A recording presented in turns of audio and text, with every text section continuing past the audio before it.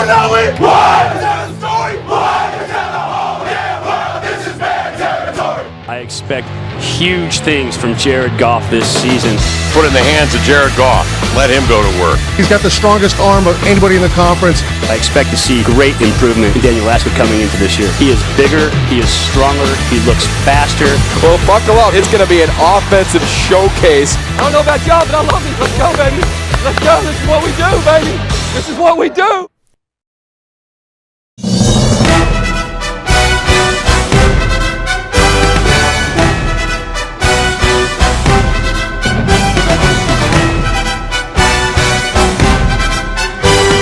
It's the Pac-12 Network's Training Camp Tour, and it's presented by 76. Stop number 10.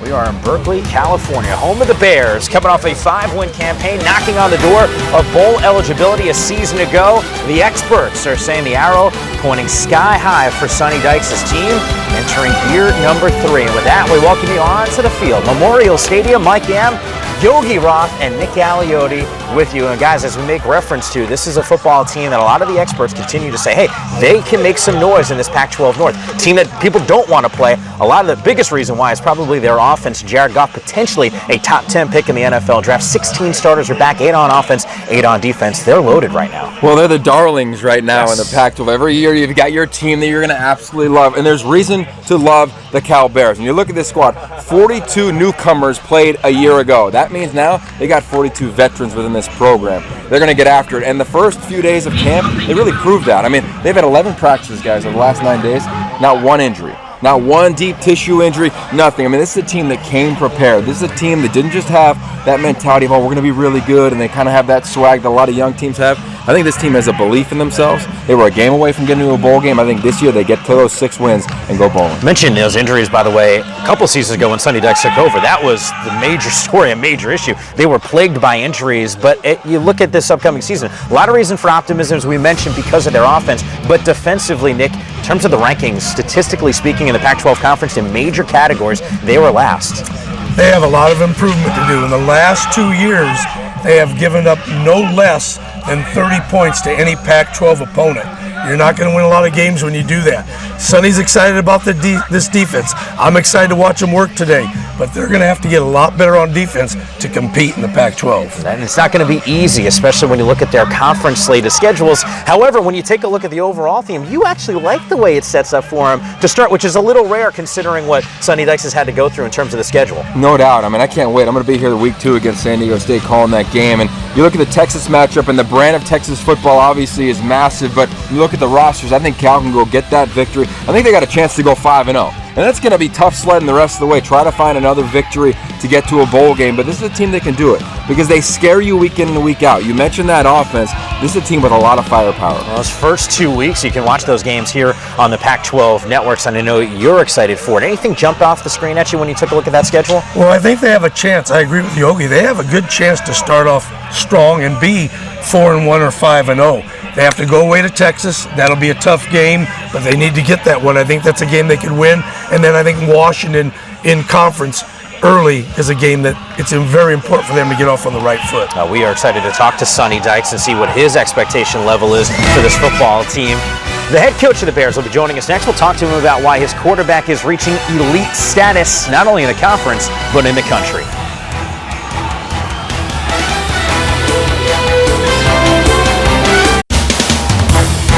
Pac-12 football training camp is presented by 76. We're on the driver's side.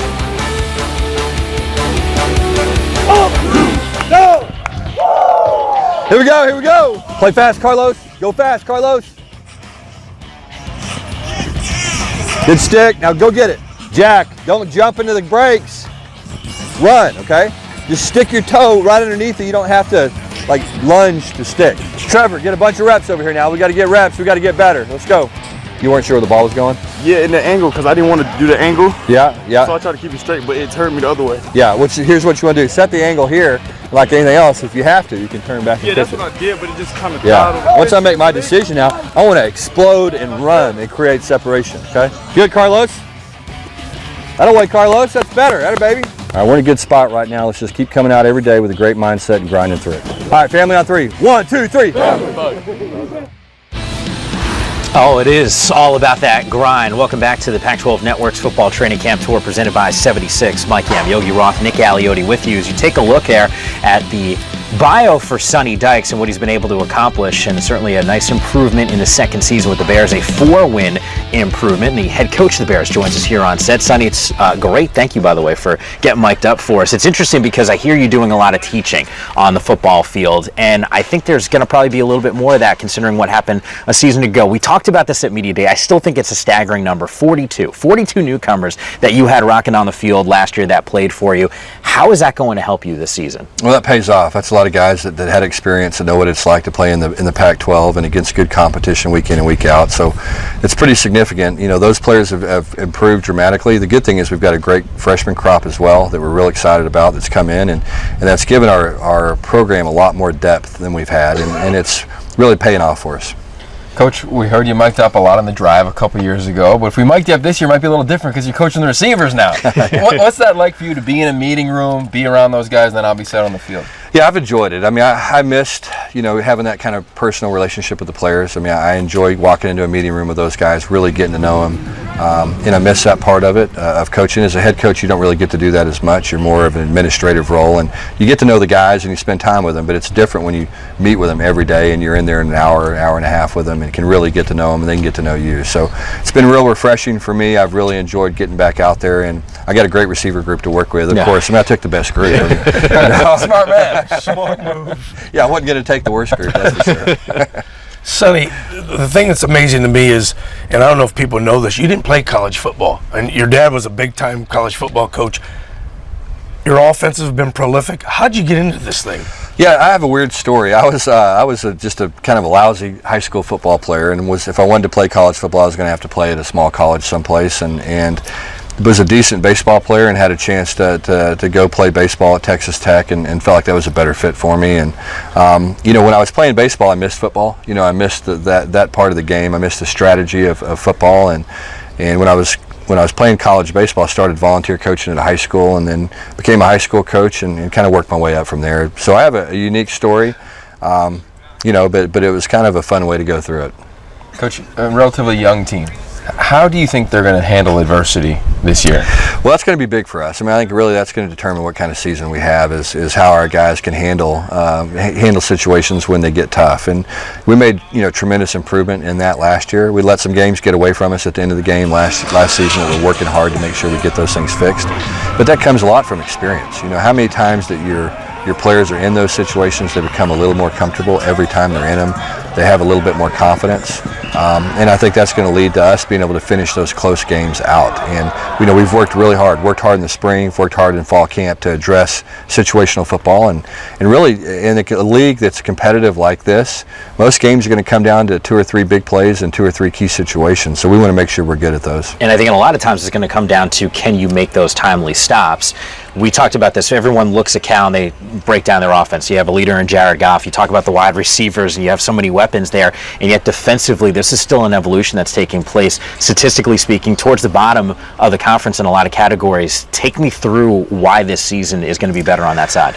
Well, we just feel like we've got much more depth than we had last year. We had some good players last year, but once we got injured, especially on the back end, we were having to play with some guys who weren't quite ready to play yet. We had a lot of had to move some players over from offense to play defense, particularly at safety for us last season, and just didn't have the depth that we have to have and player development that you have to play week in and week out in this league. And we've got a lot of depth now at those key spots and good football players. I'm really excited about where we are at the corner position. I think Darius White and Darius Allensworth are both guys that are going to be good Pac-12 corners, and I think we've got a lot of options at safety. And when we get our guys back healthy and we can get Griffin Pyatt back, and we can get Demarie Drew is playing well for us right now, and get those young guys mixed in there as well, then I think we're going to have a good back end, which is going to make us a better defense. Coach, how do you create the confidence on that side of the ball? Defense, our offense clearly has it, but defensively, everybody's going to throw the ball. I mean, these are really good offenses week in and week out. How do you manage the mentality of that group? Well, our guys have practiced well in fall camp. I thought the offense, probably executed better than the defense did today. We held our defensive line out a little bit today's practice, but our defense, I think, has played so well in fall camp up to this point that I think they're starting to generate some confidence. And then what we have to do, we have to go play well in some ball games. I mean, that's going to be important for us to to finish some games out, to play tough, physical, stingy defense against good opponents. And I think once our guys know that they're capable of doing that and continue to develop, and I think we have a chance to be a good defensive football team. Luke Rebenzer, offense or defense? I know he's practicing defense right now. Yeah. I think he's going to play defense for us. I mean, he's had a good camp. We said we were going to give him 2 weeks and make a decision, and we're 16 days in right now, and we feel like he can help us on defense. He's still developing, he's still learning some fundamentals back there, but we think he's willing tackler, he's very smart, headsy player, he's always in the right position, and so we think he's going to continue to develop and become a good safety for us. It's funny too, because we're going to be talking about defense in just a moment here, and I'm sure you're impressed. I hope you take some time and reflect, because 2 seasons ago, remember you stopping by the studio after your first season and say, hey, this was a tough year for you, and then at media day when I said to you, hey, people are talking about you, Russ, and you said, hey, make sure that we're not spreading that too much, sort of tempering those expectations, but it has been quite a turnaround, and looking forward to seeing your football team this upcoming season. Thanks, Mike. Appreciate it. We continue to talk about this defense. Yogi going one-on-one with Art Kaufman, who is the defensive coordinator. Luke also, Rebenzer, who Coach just mentioned, he's going to be stopping by the set with one of the other team leaders. It's still to come on the training camp tour.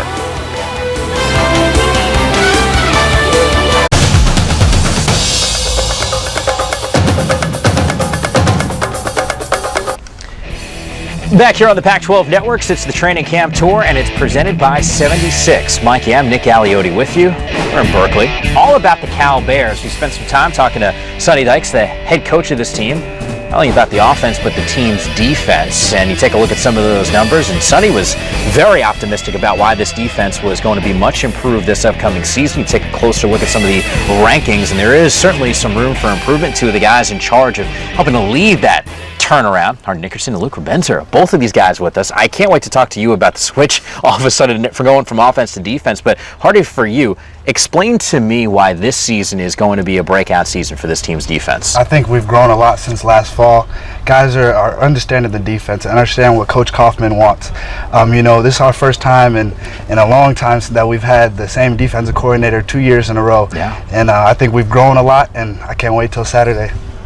Luke, being a former defensive coordinator, I have always loved athletic quarterbacks that can play safety. How's this transition been for you so far? It's going really well. I mean, I played a little bit of safety in high school, so I'm not too unfamiliar with the position, I guess. But it's been going real well. I think this transition from quarterback to safety it's not the most difficult thing. I kind of like to picture safety being the quarterback of the defense.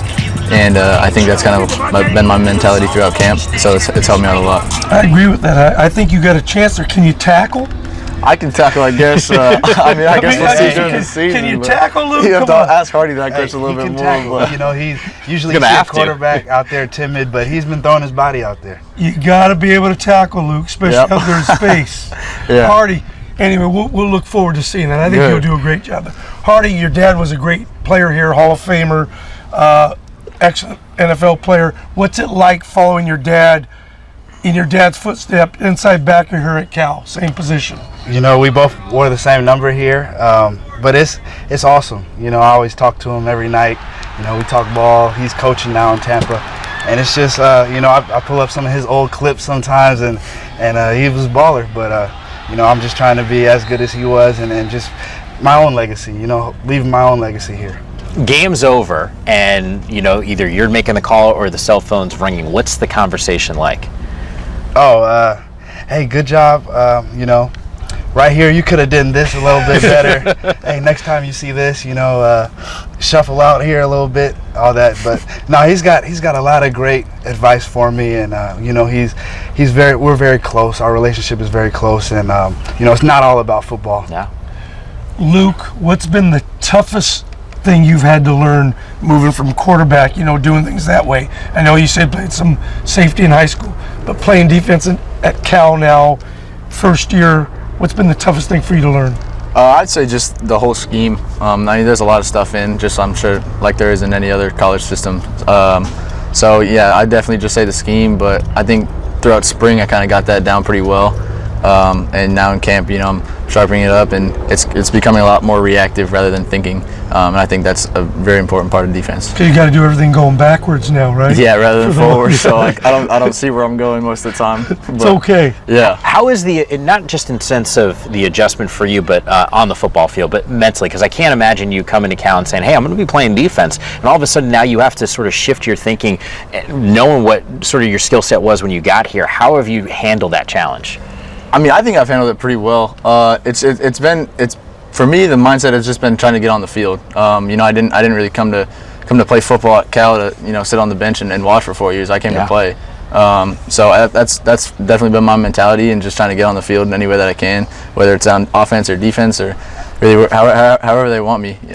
That's just what I came to do. So. Hardy, what do you have to do specifically? Linebacker position, you're the leader there, to improve. What do you need to do? I think as a linebacker, you have to take control of the defense, make all the calls and, do your job. That's what I'm focused on. Every time I go out there, I'm trying to do my job the best I can. Do you guys feel pressure on the defensive side? I mean, people look at Cal and they say, "Hey, they got Jared Goff. They have all these weapons at the wide receiver spot," and then they say, "Well, maybe it's the defense." And they look at the statistics. Do you guys feel pressure to help sort of lead this turnaround? I think that we've improved a lot since last season. We know what it takes. We got to get better on third down. We got to get some turnovers for the offense. But I'm happy where we are right now, and I can't wait to showcase it. I think we're leaps and bounds ahead of where we were last year. And guys like this are helping us back end, and we got some pass rush up front, and I think we're new and improved. Yeah, well, I know a lot of people can't wait. They like that answer. I know Cal fans want to hear a big-time improvement. They want to see it on the football field. Wish you guys both nothing but the best this upcoming year. Thank you. All right, speaking of this defense, making this transition, the guy that's, as Hardy just made reference to, the defensive coordinator the last 2 years, standing by with Yogi Roth. Thanks, Mike. Here with defensive coordinator Art Kaufman. Coach, it was obvious. It just jumped off the field today. It looks like you have a totally different side of the ball this year compared to a year ago. The big thing is we've got experienced guys back last year after game one, and talking to the players, I said, okay, who's played in the last year at that position? And out of our top 25, we had like one guy who had started at his position. Now coming back, we've got several guys that have played, not just our starters, but even in our two deep and our front seven has made a lot of difference. And then we've got some numbers in the back end with our secondary, and that's made a lot of difference. How do you create confidence with this side of the ball? I mean, the Pac-12 offenses, they keep coming and coming and coming. How have you shaped their mentality in training camp? I think the big thing is just, hey, work on your craft, and confidence comes through success and the repetitions and that type of thing. And then as they've gotten better and better, I look at some of the guys like Caleb Coleman, where he was a year ago and now, and he can feel what he's doing better. And the biggest thing is they know what to do now. Last year they were still thinking about it, but now they know what to do, so they get a chance to focus on how to do it, and they understand that how they do what they do is the whole key to everything. How about your back end? I mean, teams are going to throw for yards in this offense, but in the red zone, can you stop them? On critical downs, can you stop them? How have they done in your system? Well, I think the big thing is Darius Allensworth and Darius White have stepped up at the corner position and given us a chance. We've got Stephen back part-time right now, and we've got some guys coming in there, but I think going against our offense, with the receivers and the quarterbacks we've got, that's going to make it as tough as we're going to see it. And when they can fix some of the issues that we have in practice, during practice rather than having to fix them on Saturday, that makes a lot of difference. And got to ask the defensive coordinator, you've gone up against Jared Goff now a couple springs, training camps. Where's he taking the biggest jump in your eyes looking at it from the defensive perspective? The thing that to me is there's no hesitation in him. He knows what he's doing before the snap, and he knows where he's going with the ball, and then he's able to put the ball where he wants it. And that's the biggest thing, is his knowledge of the game within their system and what's expected of him. Well, we're looking forward to seeing your side of the football. Coach Kaufman will be back. We got some of the most explosive wideouts in the entire Pac-12 conference coming up next.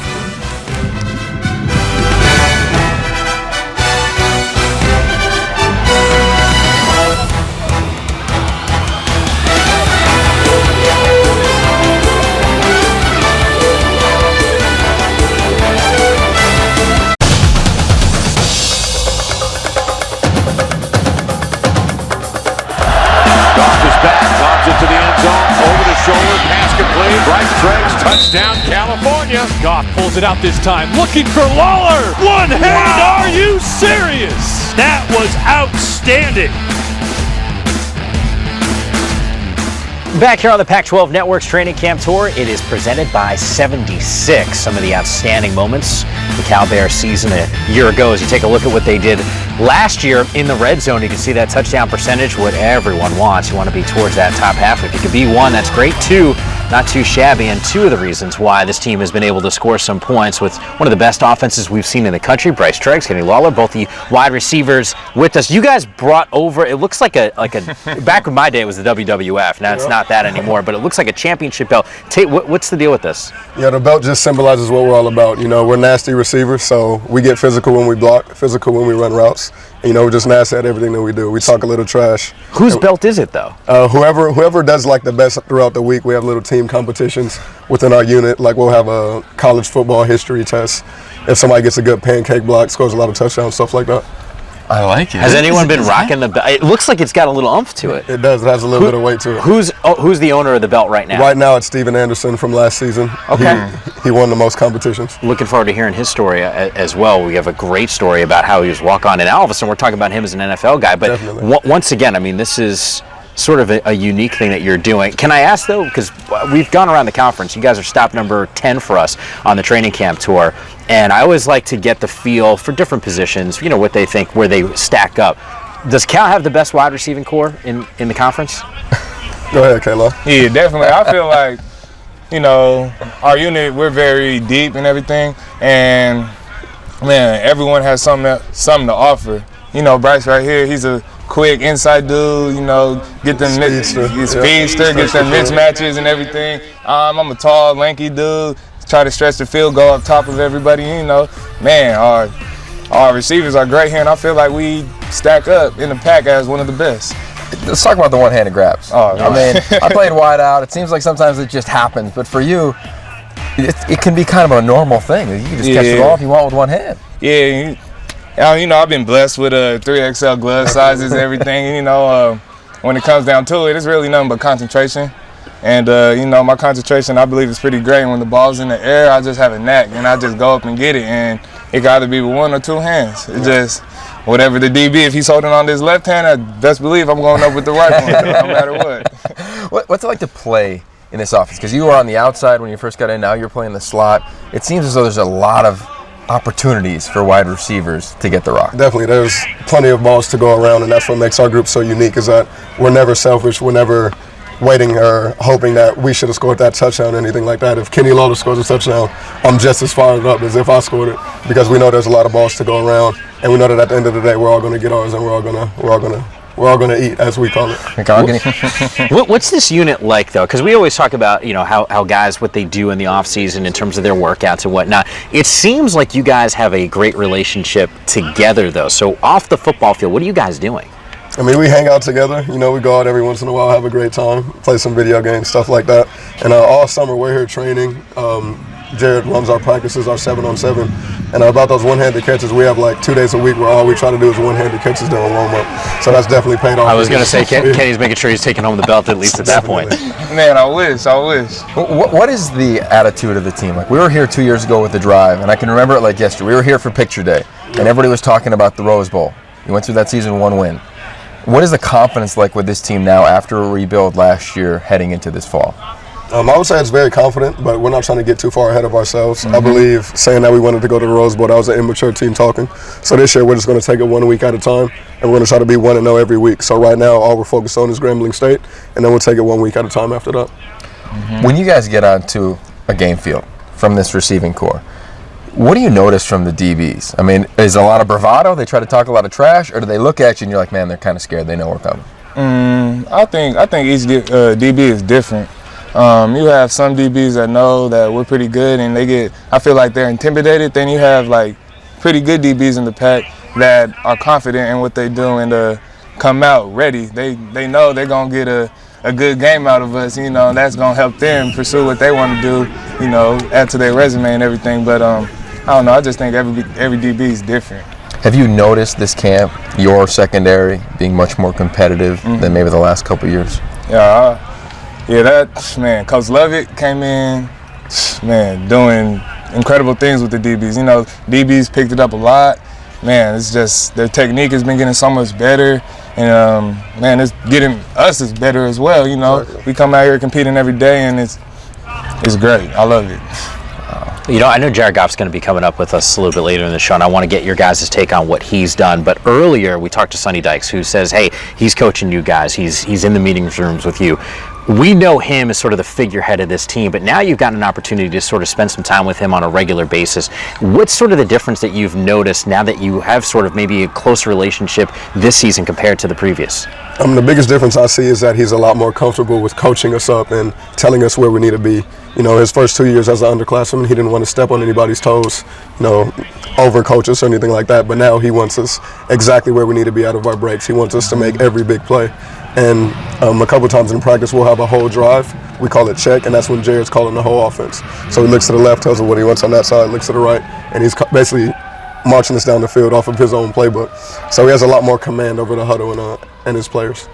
If you had to, in a sentence, describe where Jared's grown beyond the X's and O's. We all know he can make incredible throws, put the ball anywhere. Where's he grown, in both of your opinions, from the time he got here to now heading into his junior year? I would say patience. His first 2 years, he tried to score a touchdown on every throw. He tried to, if the defense wasn't giving up the deep ball, he still tried to force the deep ball. And that's where interceptions came. So now he's a lot more patient. He's comfortable with hitting his running backs out of the backfield, hitting the short out routes and slant routes. And then when the big play comes, he's very good at taking it, and he doesn't miss the big throws. Guys, the maturity that you guys have displayed on the football field certainly carrying over. We really do appreciate you stopping by with us. Best of luck to both of you guys this upcoming season. Stay healthy. You both make reference to the patience that Jared Goff has been able to exhibit running this team's offense. The quarterback stops by as the training camp continues to roll on. It's presented by 76.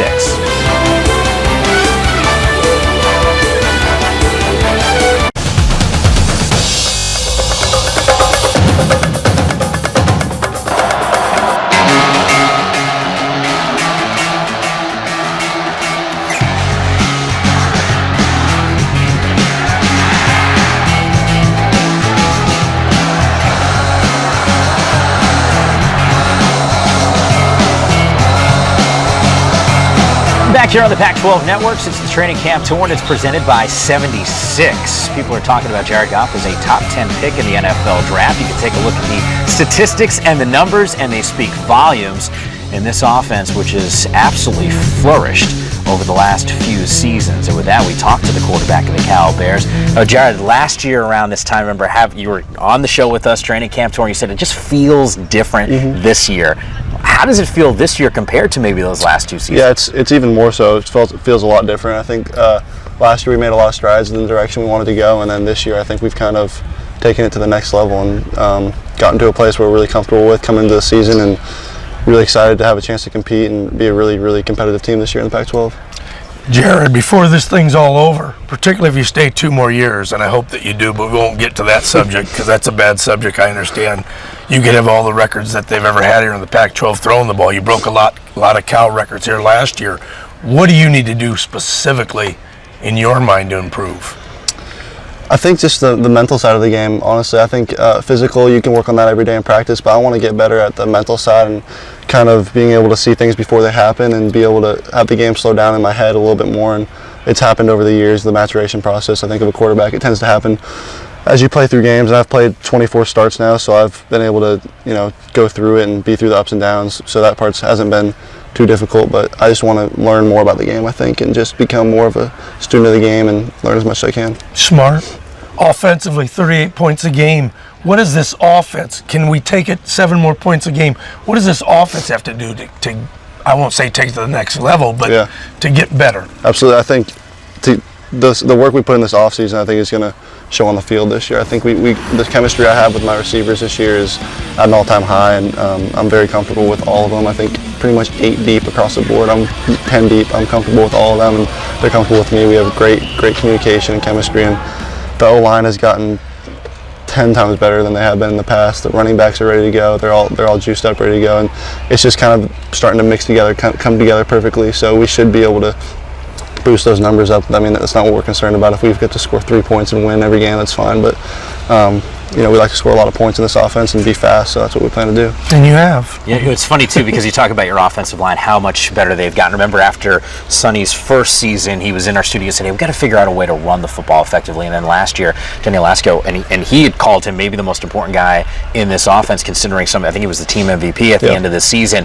Explain to me, knowing what the competition is working with in terms of the talent at the running back spot in the Pac-12 conference, how come we don't talk about Daniel a little bit more in that elite category? I think the main reason why is because we've had to throw the ball the last couple of years so much because we've been down in a lot of games. We've been down, we've been behind, and in order to get back into it, we've had to throw the ball. That's probably one of the reasons why my stats have been so inflated over the last couple of years. But Daniel's one of the best running backs, if not in Pac-12 in the country, I think. Running the ball, receiving, he's very versatile, he's very tough, he's very fast and strong, and I think this year he's going to have a really breakout year. And me personally, if we could run the ball half the time, I'd love to do that.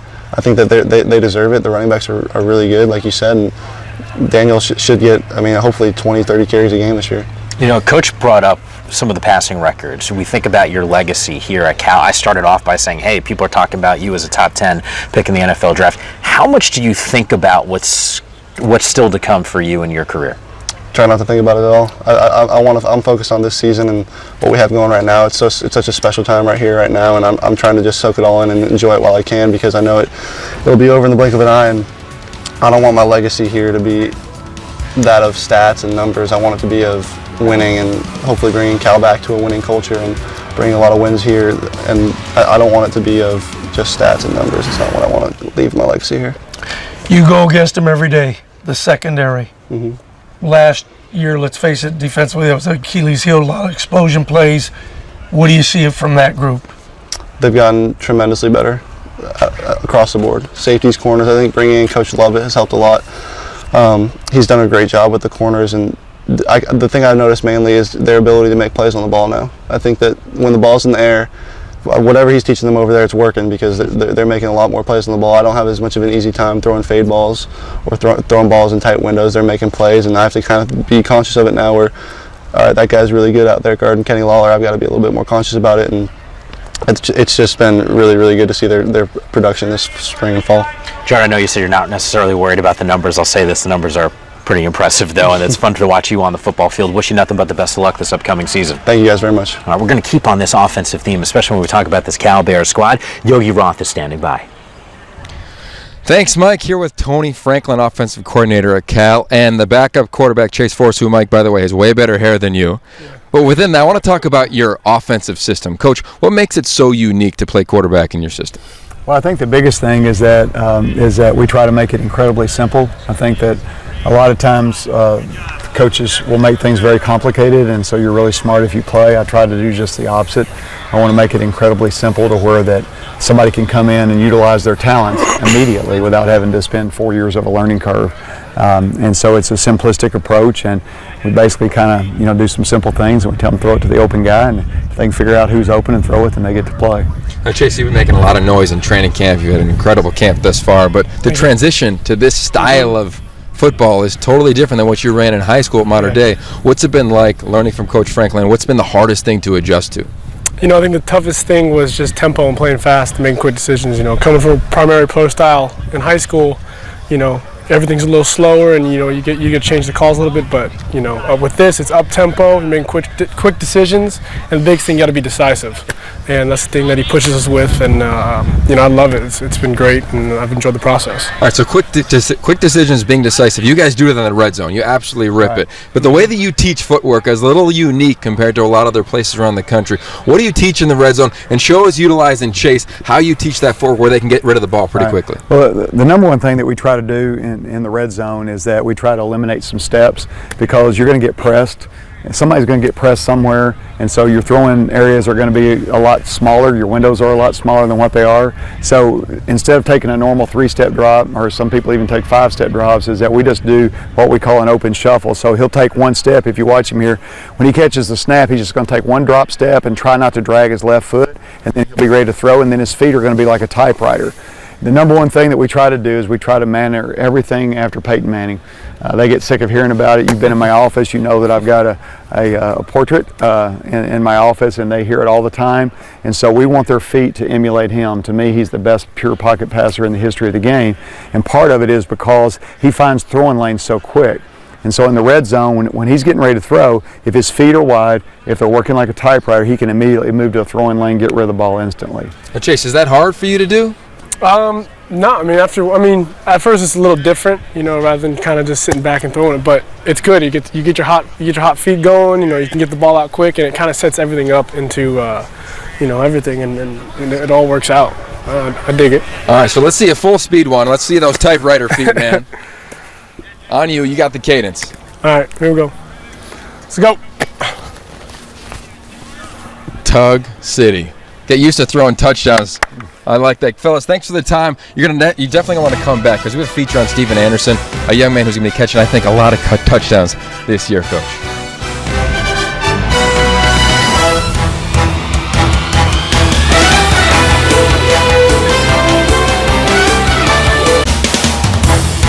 Pac-12 football training camp is presented by 76. We're on the driver's side. It's one of the coolest feelings for a college athlete. Ashley Adamson has the unlikely story of a potential future NFL player on this Bears roster. Mike, for all the love Jared Goff gets, there's the other half of the equation, which is Cal's incredibly talented receiving core. There's one player in particular who many outside the program may not know much about yet. He's a former walk-on turned NFL prospect, a young man whose very first football memories were made right here at California Memorial Stadium. Goff firing, got a man out there. It's a touchdown for the Bears, Steven Anderson. The versatility, whether he's flexed out or he's attached to the line of scrimmage, he's going to be a mismatch. Says a man wide open. That's another touchdown. He's probably as valuable as anybody in our program. Henderson powers his way in. Touchdown, Cal. He's the best football player we have on our team. Over the middle, and it's caught. Touchdown, Anderson. It's a dream come true, really.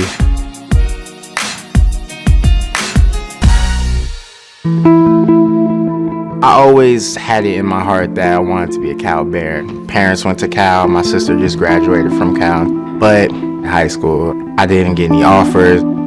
He talks about from the moment he was old enough to understand football, that was his dream to come to Cal.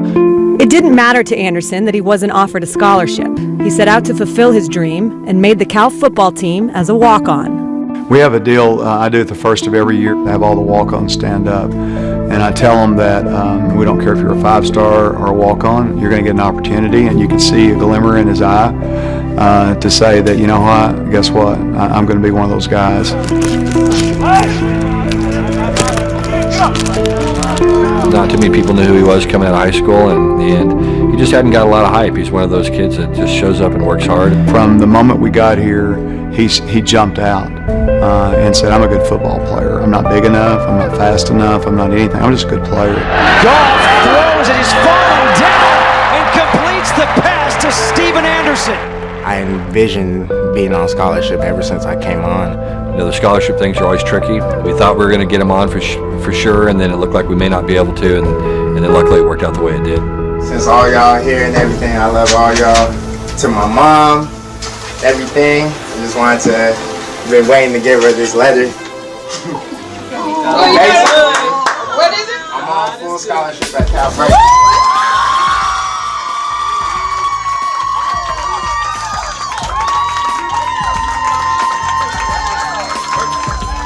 It's one of the best feelings I've ever had. So proud of him, knowing how much it meant to him and knowing how much he loved his mom, and to watch that just, you know, brings tears to your eyes. Quad right. Just unselfish, just hard worker. I mean, I guess I could continue to go with the list. I mean, I couldn't say enough great things about Steven Anderson.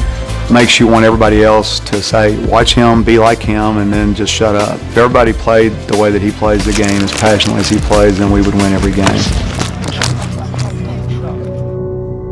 he's worked himself into becoming a really good athlete and somebody who, I think has an opportunity to play at the next level. From a guy who was a walk-on who had no scholarship offers to a guy that's potentially an NFL prospect is remarkable. And to say I'm surprised, I'm not surprised just because I know what he can do.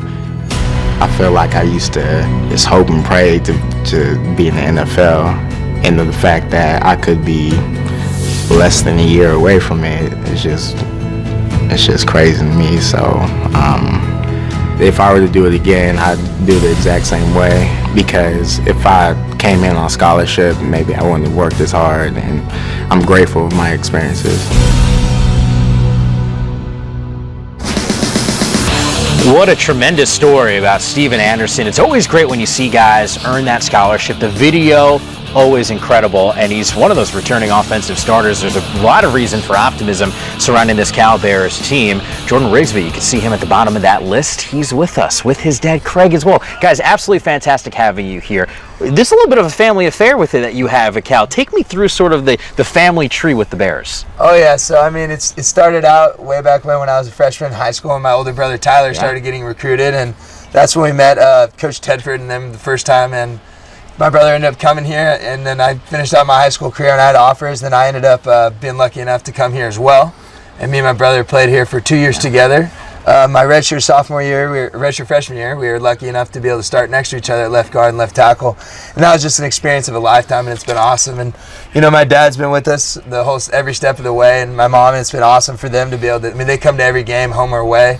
And so it definitely has been a family affair for us the last couple of years. It's been fun. Yeah, it's our 8th straight year that we've been to every game, home and away, and we're going to miss it. This is our last one, so we're getting cranked up to get ready to go. So, Dad, I got to ask, what are family dinners like when both of the boys are playing at Cal? Well, it's pretty exciting for everybody, and when they're playing in Cal, it's more the tailgates after the game, which is very exciting, and we throw a big spread. My wife makes a whole bunch of stuff, and all the kids come and eat, and they eat quite a bit. You've been around a lot of talented players, Aaron Rodgers being the most notable one at Butte College. What tendencies do your sons have from a competitive standpoint that remind you of Aaron's competitive temperament? Well, I think that's it. I think that they're all, both of my sons and Aaron and all the other kids that I've coached that have made it a high level, very competitive. Jordan's a lot more outgoing competitive. Aaron's a little quieter competitive. Tyler's a little more quiet. My oldest son, quieter, but he's very aggressive on the outside. And I think the one thing that a lot of people don't understand is the intelligence factor. To be able to get at a high level in football, you have to be smart. I think that he's very smart. He's already graduated. My other son graduated in 4 years, and of course Aaron's super smart handling the Packer offense. So a little bit earlier in the show, we just spoke with Jared Goff, who said, "Hey, this offensive line, this is by far the best. These guys, these workhorses that are in front of me." How different has it been, at least from your standpoint, seeing the development over these last few years? I was sort of surprised. You're the only guy right now on this roster that has started in each game over the last 3 seasons. Yeah, I mean, our O-line has definitely grown over the last couple of years. I mean, we got me and Stephen Moore and Chris Braille. We got these guys coming back this year, and this is the first time that we're really an older group.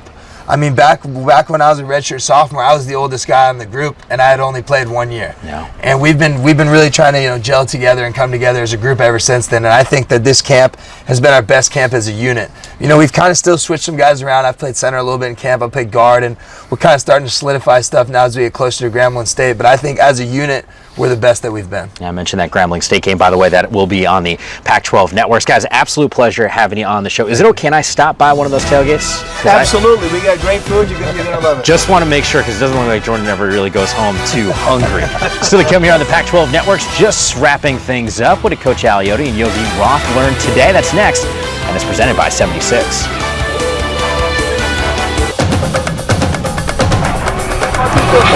It's the Pac-12 Network's training camp tour, and it is presented by 76. Nick Aliotti, Yogi Roth, and Mike Ham with you inside Memorial Stadium. Some final thoughts before we wrap up this edition of the training camp show. It's always fun for me because we've had an opportunity. This is our 10th one, so we're knocking on the door. We can see that finish line. We usually finish out these shows with a "What did you learn?" So, Coach, what did you learn? It was fun to watch. You could see that Cal has a little bit of swagger in their step. They feel good about themselves. You can tell there's more confidence, there's more communication. The defense coordinator's been back now in his 2nd year. They feel good about where they are. Now that will only go so far as how they open up the season and how they play, but right now they like themselves and they feel good about themselves. Is that the first time you've ever used swag on air? I want to make sure I used it correctly. You did. That's why I'm Did I sorry. use it correctly? I've Okay. never seen that Then happen I feel before. better. So I was Yogi impressed by taught that. me that. So Well, you clearly have swag, and you're right. They've got this look about themselves, this look that Cal is on their way back. And I'll tell you who has an incredible look, Jared Goff. He is by far, in my opinion, the most gifted passer in the country. The ball speaks. He's got unique traits to him for days. He's a junior. He's going to ball out. I think the Cal Bears get to 6 wins this year because of what we saw today, an energy and enthusiasm, and number 16. Well, if we are talking about them as a bowl team, it's going to come down to the schedule, at least on the front end, and you guys seem to be very optimistic. We could be talking about potentially a 4-1 or a 5-0 squad, but that'll wrap things up here. From Berkeley, for Coach Aliotti and Yogi Roth, Mike Yan with you. The training camp tour continues to roll on. It's presented by 76. Thank you so much for watching.